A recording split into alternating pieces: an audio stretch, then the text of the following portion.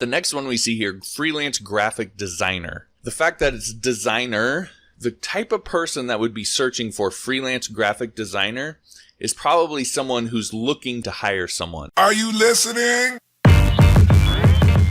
Damn. Planning and structuring your site anyway to help it rank for your most important keywords, to know what those keywords are, etc. We're going to get started using Google's keyword planner tool. I'm just going to type in graphic design like this.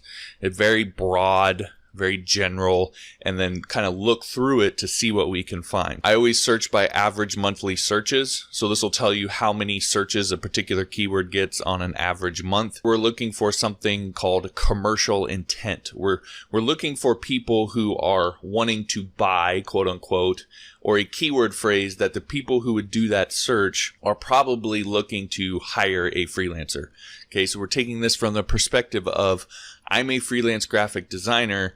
I want to create content that attracts people looking to hire freelance graphic designers, not content that's going to appeal to other graphic designers, but instead people wanting to hire a graphic designer. That's a distinction that throughout all of this, you're going to have to continually make. We're looking for something that gives us an idea of that commercial intent. The next one we see here, freelance graphic designer. The fact that it's designer, the type of person that would be searching for freelance graphic designer is probably someone who's looking for that, potentially looking to hire someone. This is essentially what you want to do.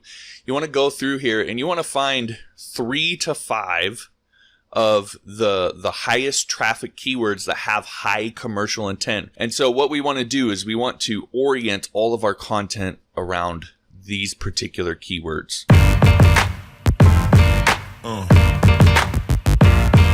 Yeah.